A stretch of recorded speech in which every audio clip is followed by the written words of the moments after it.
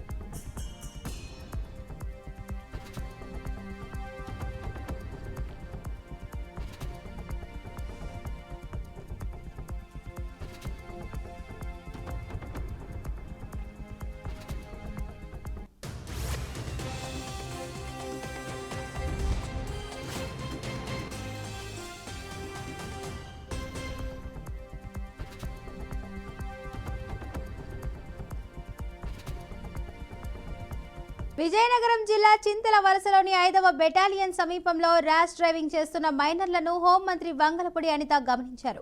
తన కాన్వాయ్ను అక్కడే ఆపించి మైనర్లను శుతిమెత్తంగా మందలించారు. ఇక వాహనాలను చట్టవిరుద్ధంగా మైనర్లకు ఇవ్వడం నేరమని గుర్తు చేసిన హోంమంత్రి ఈ ఘటనను తల్లిదండ్రులకు తెలియజేయాలంటూ పోలీసులు ఆదేశించారు. ఇక వాహనదారులను నడిపే వయస్సు రాకముందే పిల్లలకు స్కూటీలు, బైకులు ఇవ్వడం వల్ల వారు తమ ప్రాణాలను ప్రమాదంలో నెట్టుకుంటున్నారని అనిత అన్నారు.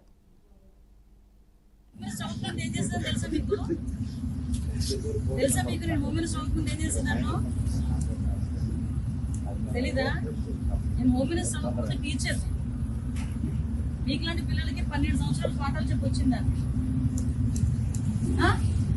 ఎక్కడ చదువుతున్నావు? మొండపల్లి పాలిటెక్నికల్ కాలేజ్. తప్పు కదా? యాక్సిడెంట్ ఏదైనా అయితే పరిస్థితి ఏంట్రా మీకు?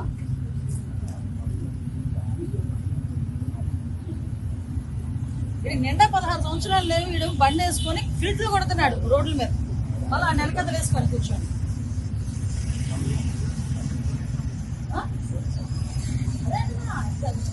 పోలీస్ వెహికల్ వెళ్తుంది, వెనకాల పోలీస్ వెహికల్ వస్తుంది. కాన్వాయ్ సంగతి తెలుసు.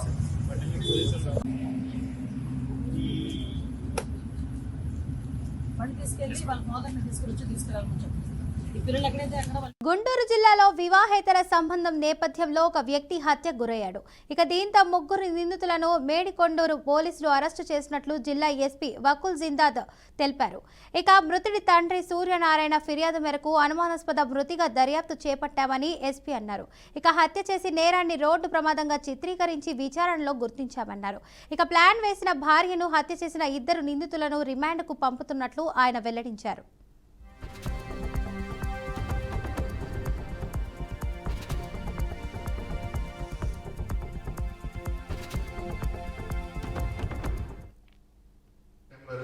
తెల్లవారుజామున మనకి పేరచేర్ల పెద్దపల్లికలూరు రోడ్ మీద ఒక డెడ్ బాడీ దొరికింది.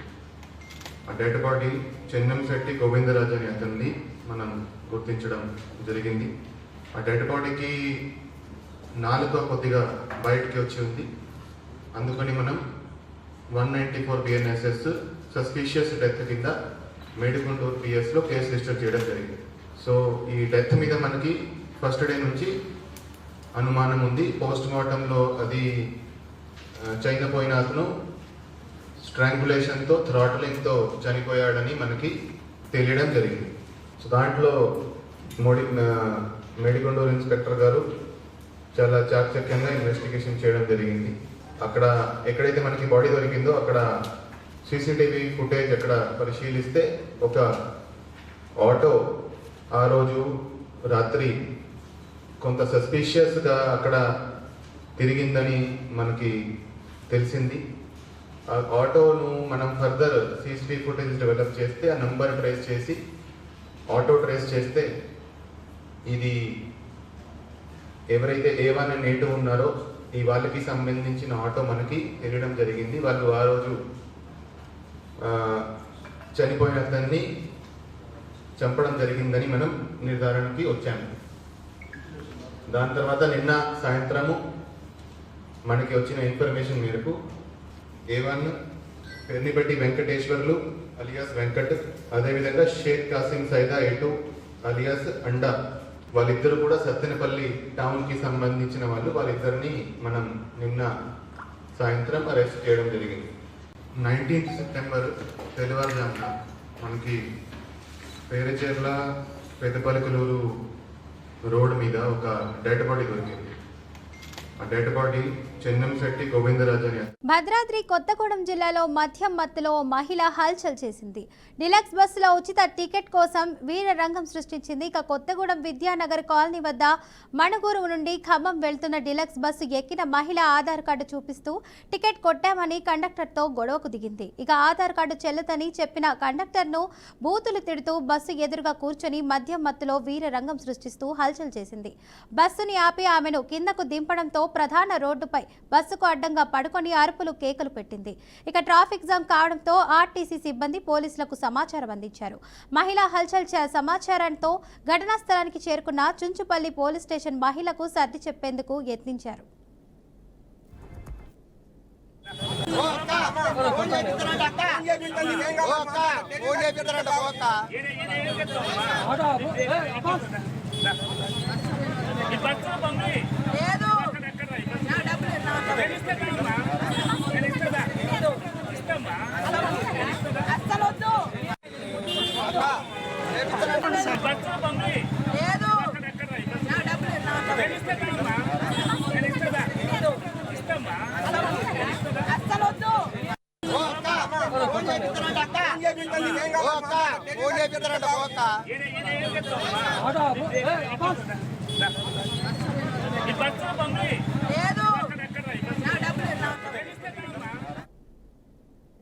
భద్రాద్రి కొత్తగూడెం జిల్లా అశ్వారావుపేట రాష్ట్రీయ సరిహద్దుల్లో ఇసుక అక్రమ రవాణా కొత్త కోణం బయటపడింది. ఇక ఆంధ్ర నుంచి అక్రమంగా రకరకాల మార్గాల్లో ఇసుక రవాణా అవుతుండటంతో అప్రమత్తమైన పోలీసులు రవాణా శాఖ తనిఖీలు ముమ్మరం చేశారు.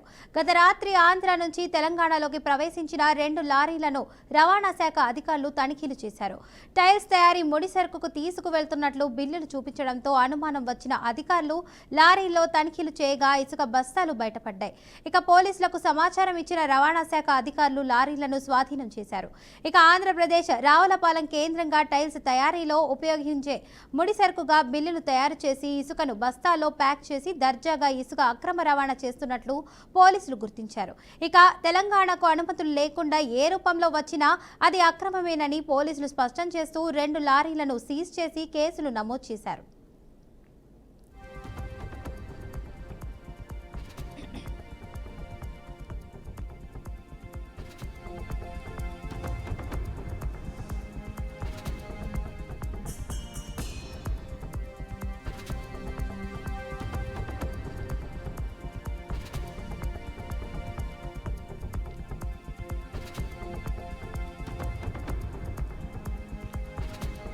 వికారాబాద్ జిల్లాలో బీఆర్కే న్యూస్ కథనానికి అధికారులు కదిలారు. ఇక పెద్దేమూల్ మండలంలో అకాల వర్షాలకు పంట పొలాలు దెబ్బతిన్నాయని బీఆర్కే న్యూస్ లో వచ్చిన కథనానికి వ్యవసాయ శాఖ అధికారులు కదిలారు.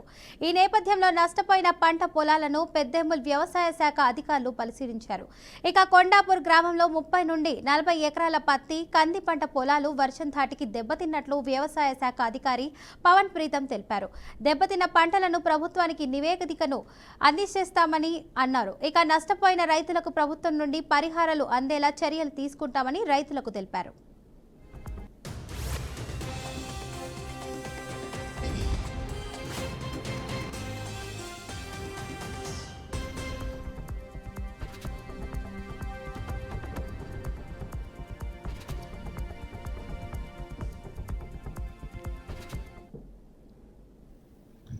నేను పవన్ ప్రీతం, పెద్దేమూల్ మండల వ్యవసాయ అధికారిని. ఈరోజు కొండాపూర్ గ్రామం పంటలు విజిట్ చేయడం జరిగింది. సుమారుగా వాగుపోండి ఒక 30 నుండి 40 ఎకరాల వరకు పత్తి మరియు కంది పంటలు దెబ్బతినడం జరిగింది. వీటి గురించి ఖచ్చితంగా మేము ప్రభుత్వానికి నివేదిక అందిస్తాము. నష్టపోయిన రైతులకి ఖచ్చితంగా పరిహారం అందేలా చర్యలు తీసుకుంటాము.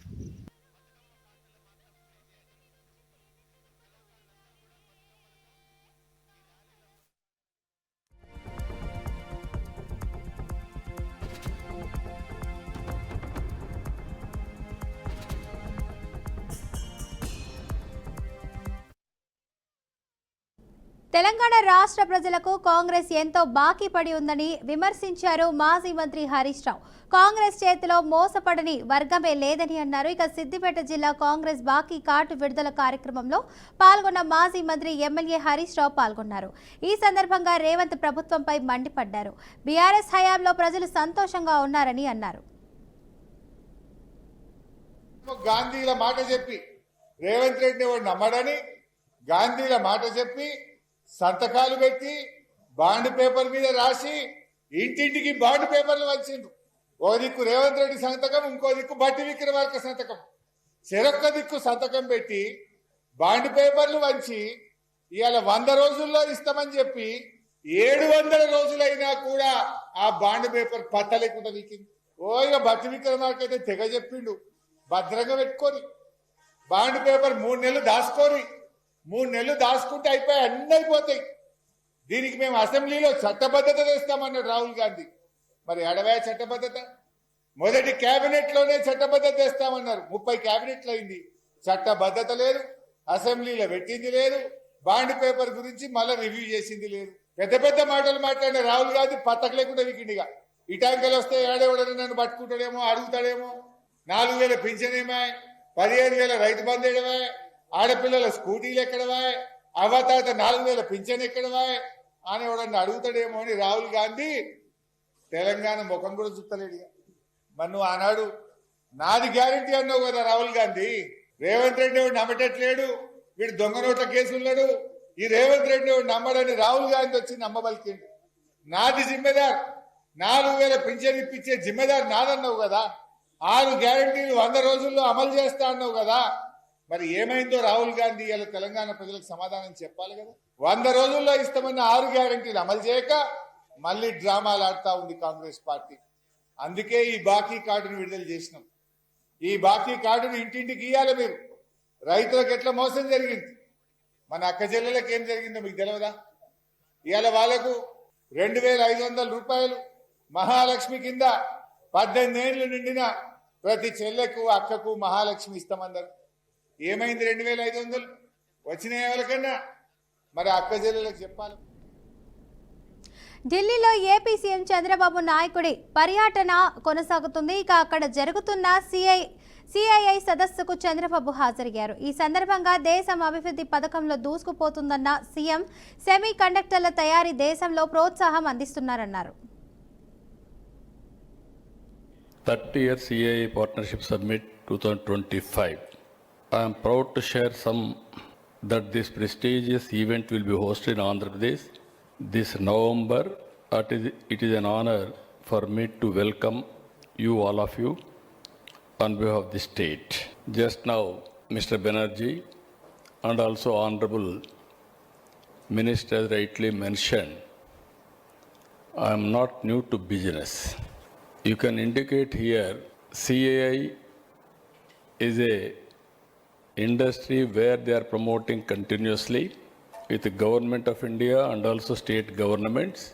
From my behalf, I conducted 6 times. This is the 7th time CII conference in Andhra Pradesh. That itself is indicating my attachment to industry. Even some of you are aware, I met all the diplomats and also I visited so many times to your countries, and also we built very good rapport also. Now, as a matter of fact, the partnership summit has always been more than just an event. It has been a strategic instrument, a powerful platform for state level promotion, for investment outreach and for global engagement. I have always believed that India's growth story is incomplete without the story of its states.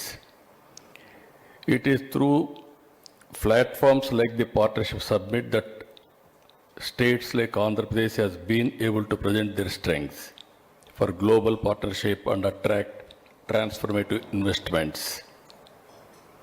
Over the years I have seen, I can say proudly I am one politician in India where regularly I am going to Davos. That is how we promoted investment. Regarding to Andhra Pradesh, you have seen small fill. We are very strong in so many areas. On east coast, 1,000 kilometers. We are planning to build every 50 kilometers one port hub and spoke model. Within the state, we are having some airports, even some more airports we are going to build. Throughout the state, we can reach within 1 year. On logistics, we wanted to build one of the best logistics